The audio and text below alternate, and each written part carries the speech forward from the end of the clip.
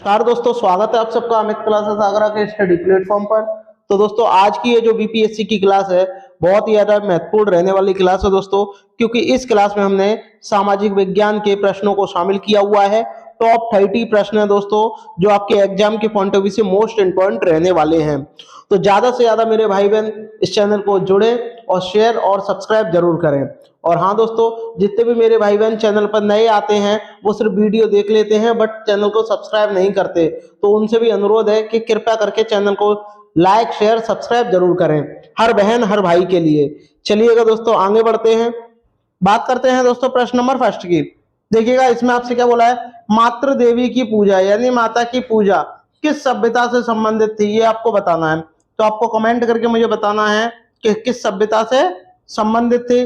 क्या आर्य सभ्यता से संबंधित थी, भूमध्य सागरीय सभ्यता से संबंधित थी, सिंधु घाटी सभ्यता से संबंधित थी, या फिर आपका उत्तर वैदिक सभ्यता से संबंधित थी। कमेंट करके मुझे बताइएगा कि राइट आंसर क्या होगा दोस्तों, कमेंट करके मुझे बताइएगा।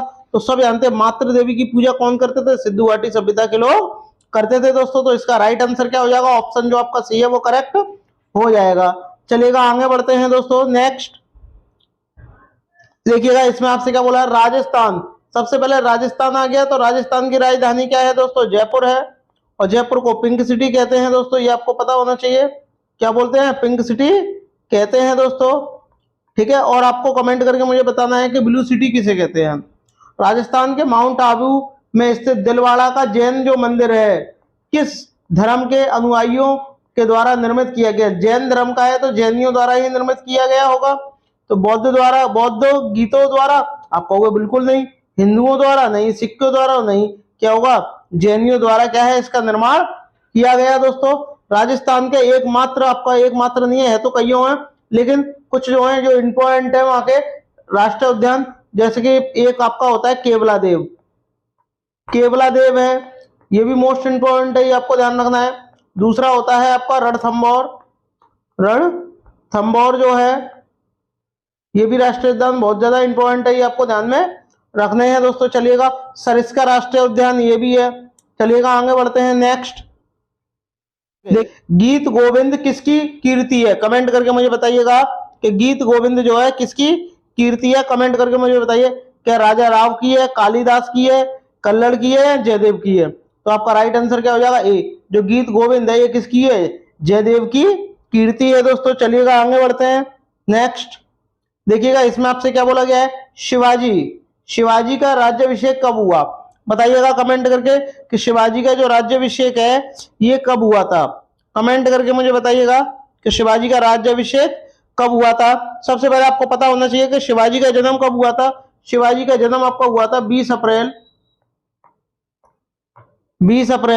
1627 में क्या शिवाजी का जन्म हुआ था।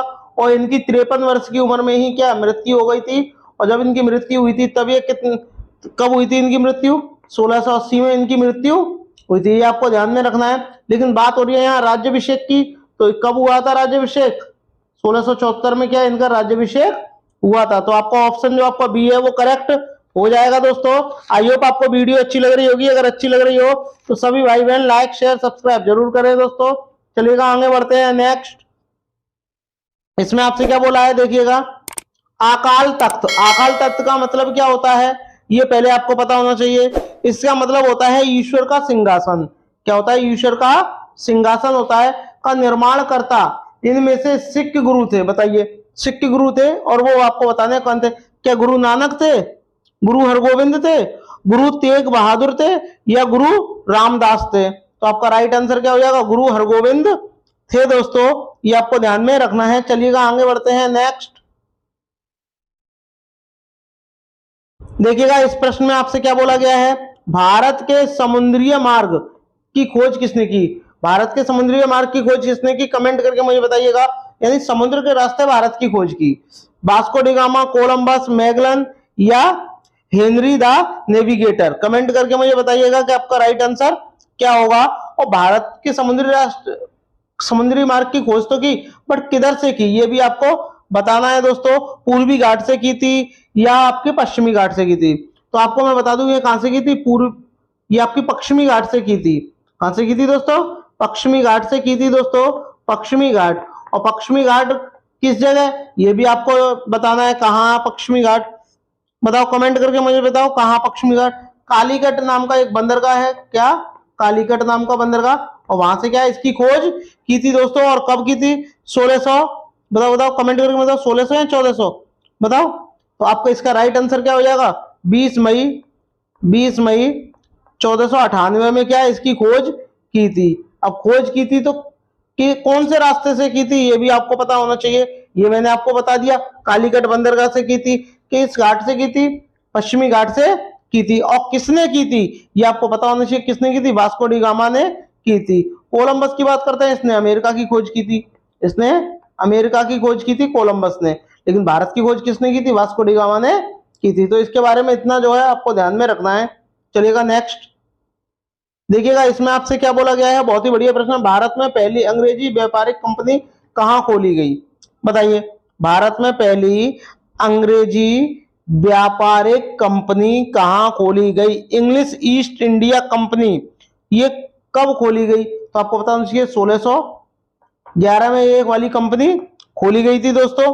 और हाँ, ये कहाँ खोली गई थी, सूरत में खोली गई थी, कहाँ, सूरत में खोली गई थी दोस्तों, ठीक है, सूरत में खोली गई थी, ये भी आपको पता होना चाहिए। तो आपका राइट आंसर क्या हो जाएगा दोस्तों, राइट आंसर क्या हो जाएगा आपका, कमेंट करके मुझे बताइएगा कि राइट आंसर क्या होगा आपका। आप बोलोगे सूरत ही हो जाएगा, क्यों, क्योंकि ऑप्शन बी जो है आपका सूरत में दिया हुआ है, मुंबई होगा नहीं, मुंबई आपका होगा नहीं दोस्तों, ठीक है। चलिएगा आगे बढ़ते हैं नेक्स्ट।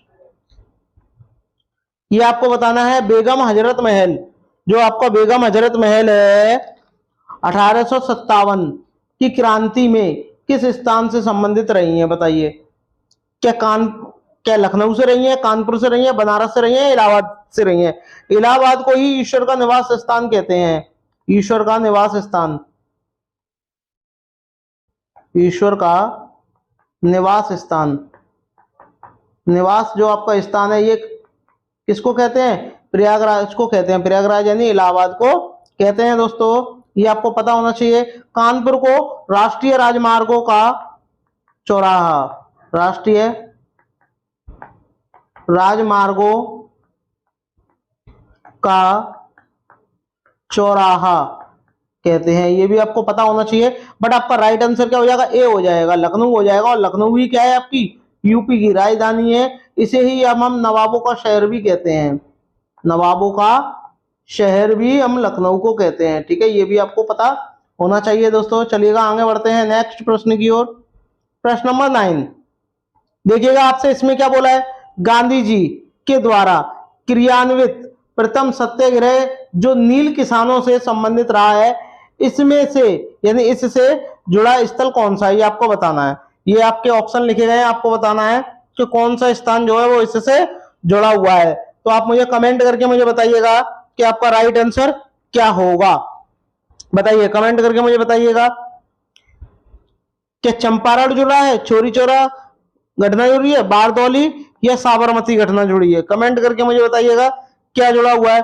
तो आप बोलोगे इसका राइट आंसर क्या हो जाएगा, चंपारण जुड़ा हुआ है, यानी आपका जो ऑप्शन ए है वो करेक्ट हो जाएगा दोस्तों। चलिएगा आगे बढ़ते हैं नेक्स्ट।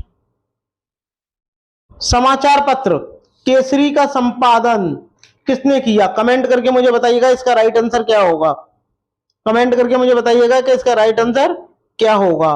कि जो आपका समाचार पत्र का नाम केसरी है, इसका संपादन किसने किया था, जीके घोषले ने किया था, बीजी तिलक ने किया था, सरदार पटेल ने किया था, राजा राम मोहन ने किया था, कमेंट करके मुझे बताइएगा किसने किया था।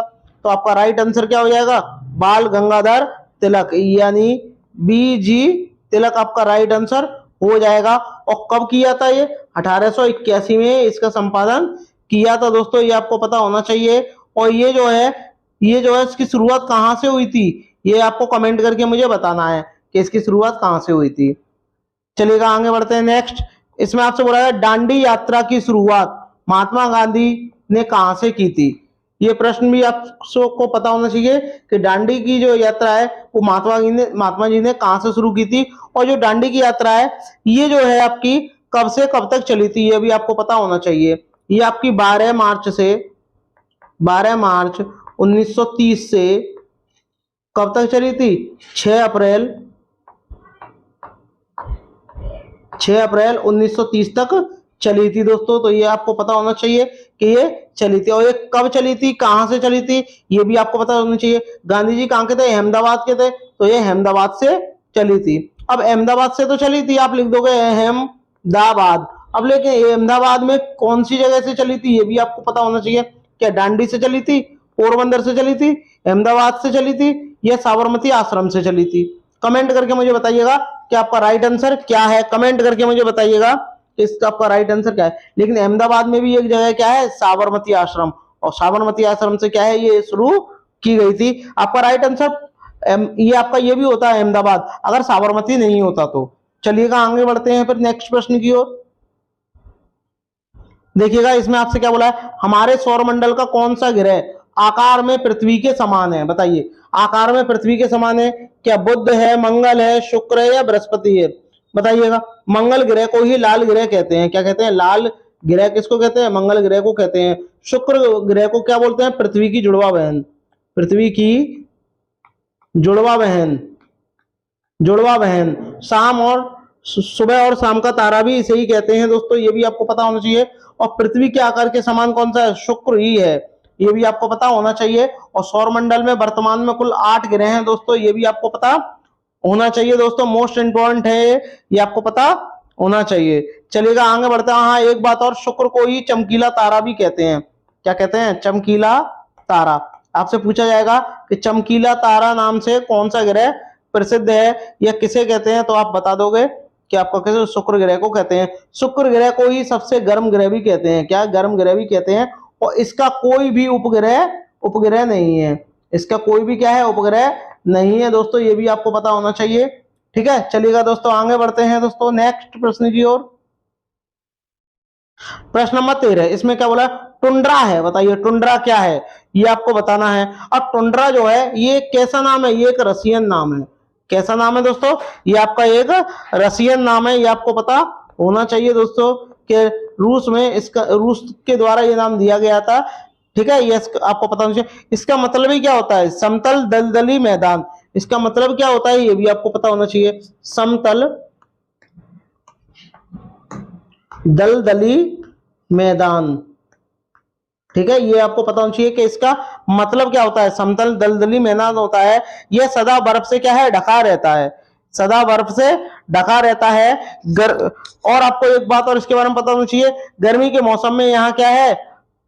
क्या है? लाइकेन उगते हैं। गर्मी के मौसम में क्या है? यहाँ ज्यादातर लाइकेन उगते हैं। ये भी आपको पता होना चाहिए कि लाइकेन ज्यादातर कहाँ उगते हैं, ये आपके कब उगते हैं? बताइए कमेंट करके मुझे बताइए। अभी अभी मैंने आपको बताया है गर्मी के मौसम में उगते हैं दोस्तों। तो इसका राइट आंसर क्या हो जाएगा? जैसा कि मैंने बताया कि ये क्या है? ठंडे नाम से प्रसिद्ध है। तो शीत, शीत माने क्या होता है? ठंडा होता है। तो आप तुरंत पता लगा लोगे, शीत मरुस्थल। ठीक है, चलिएगा आगे बढ़ते हैं नेक्स्ट प्रश्न की ओर। प्रश्न नंबर 14, वायुमंडल में सबसे निचली परत को क्या कहा जाता है? ये आप कमेंट करके मुझे बताइएगा। इसका राइट आंसर आप अच्छी तरीके से जानते होंगे।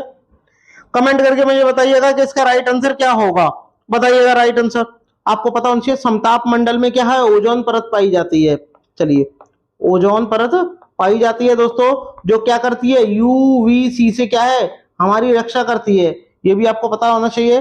तो इसका राइट आंसर क्या हो जाएगा? क्षोभ मंडल हो जाएगा दोस्तों। क्षोभ मंडल में ही क्या है? मौसम संबंधी घटना जो भी होगी, मौसम संबंधी घटना जैसे बारिश है, ये सारी क्या है? बिजली गिरना, ये सब क्या होता है? इसी में होता है, क्षोभ मंडल में। ये आपको पता होना चाहिए दोस्तों। और इसकी ऊंचाई कितनी होती है? ऊंचाई ध्रुवों से 8 किलोमीटर होती है, ये भी आपको पता होना चाहिए। ठीक है, आंधी, वर्षा, बादल, ये सब इसी में ही आते हैं। चलिएगा आगे बढ़ते हैं दोस्तों नेक्स्ट प्रश्न की ओर। प्रश्न नंबर 15, इसमें क्या बोला? भारत का सबसे ऊंचा पठार। बताइए, भारत का सबसे ऊंचा पठार कौन सा है?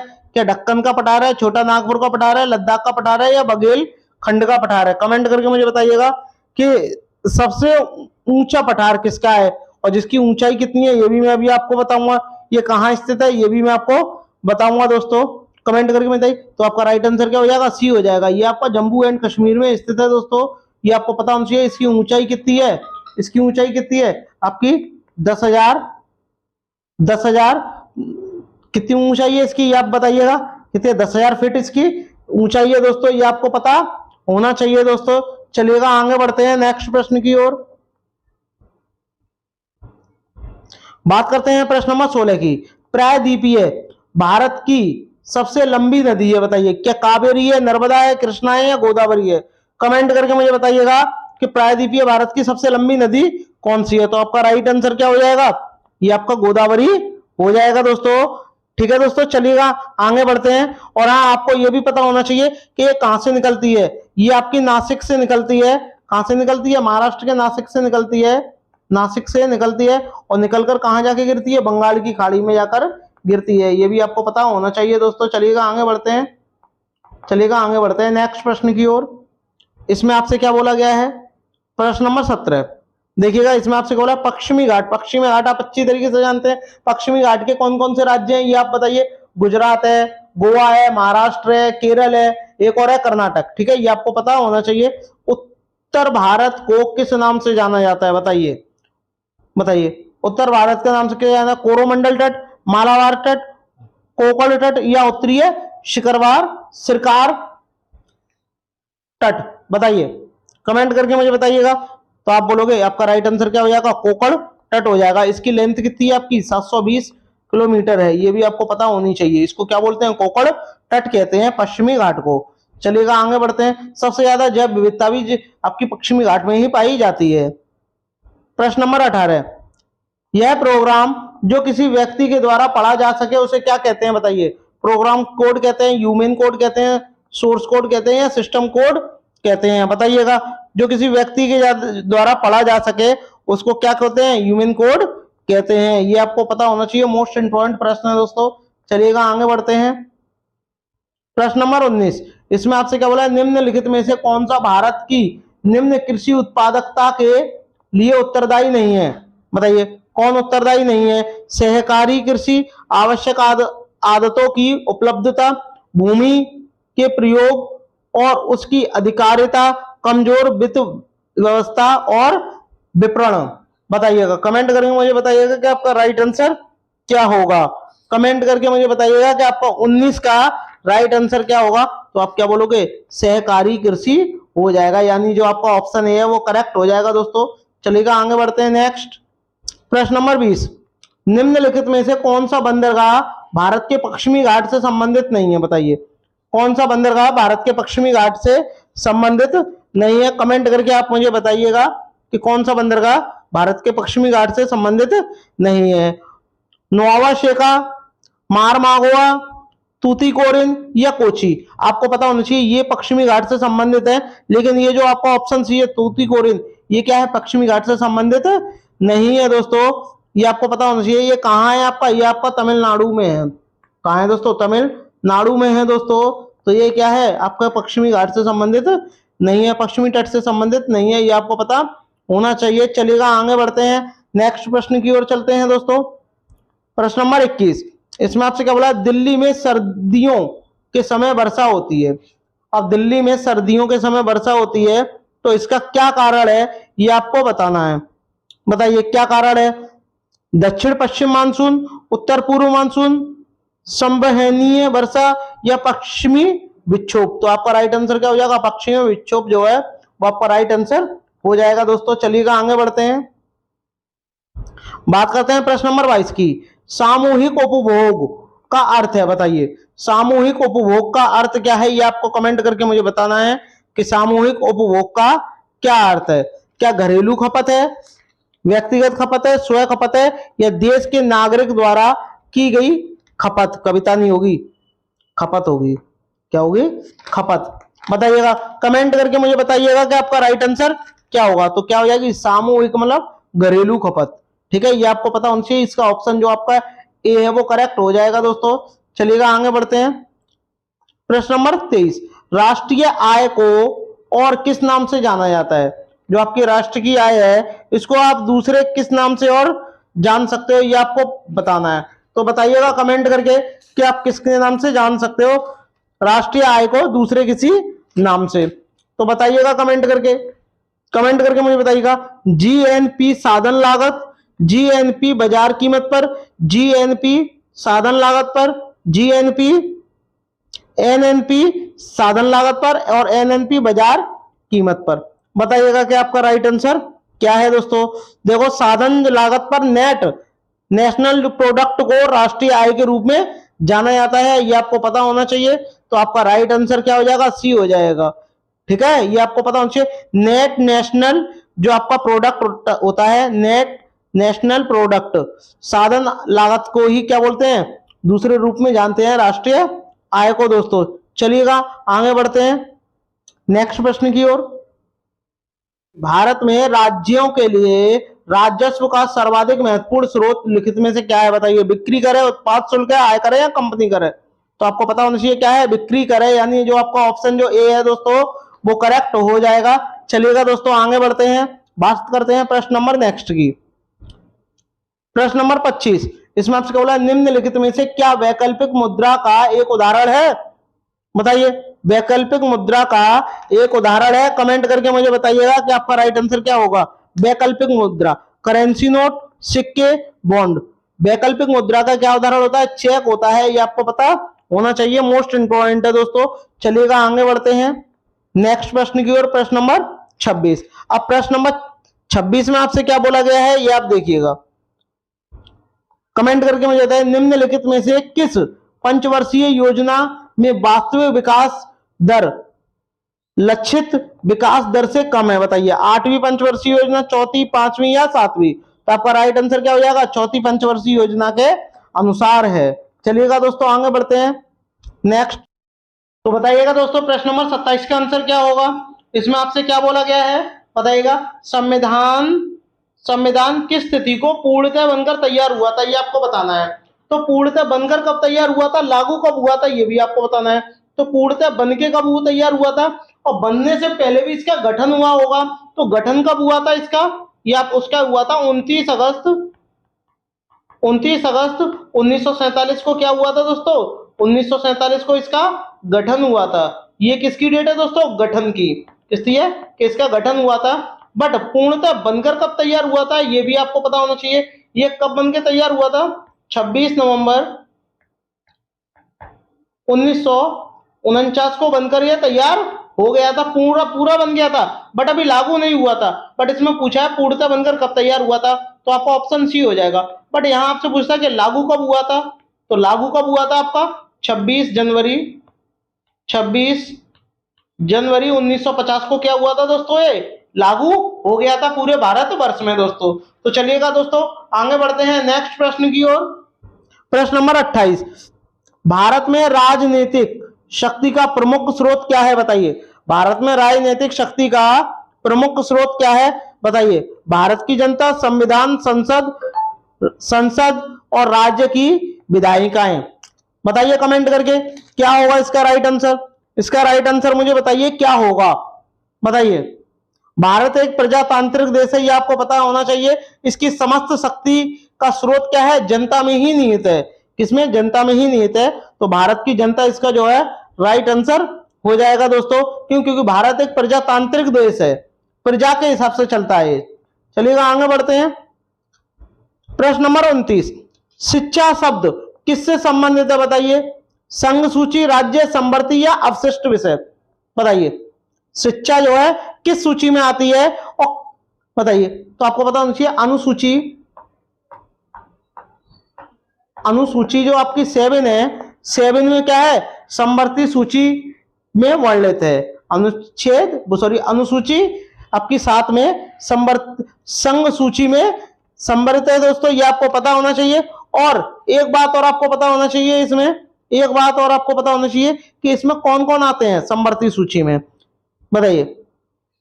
संवर्ती सूची में कौन कौन से आते हैं, क्या क्या आते हैं, ये आपको भी पता होना चाहिए, बताइए। जैसे कि आपका आय है, आय आपका किस में आता है, संवर्ती सूची में आता है। जनसंख्या के मामले ये आपके किस में आते हैं, ये भी आपके इसमें आते हैं। ऐसे और भी मामले हैं जो आपके संवर्ती सूची में आते हैं दोस्तों। चलिएगा आगे बढ़ते हैं नेक्स्ट, बात करते हैं प्रश्न नंबर 30 की। भारत के संविधान के किस अनुच्छेद के अंतर्गत सशस्त्र बलों के मौलिक अधिकार विशेष रूप से प्रतिबंधित हो सकते हैं, बताइए।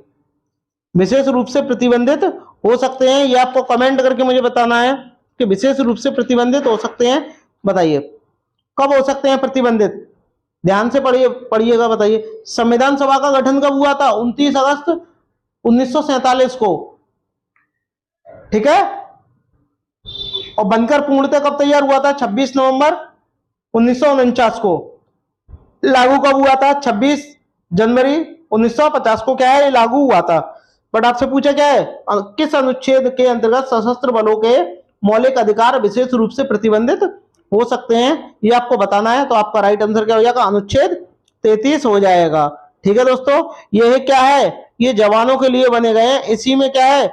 मौलिक अधिकार हैं, ये भी आपको पता होना चाहिए दोस्तों। चलिएगा आगे बढ़ते हैं दोस्तों। आई होप आपको वीडियो अच्छी लगी होगी, अगर अच्छी लगी हो तो थैंक्स फॉर वॉचिंग दोस्तों। मिलते हैं नेक्स्ट वीडियो में, तब तक के लिए धन्यवाद।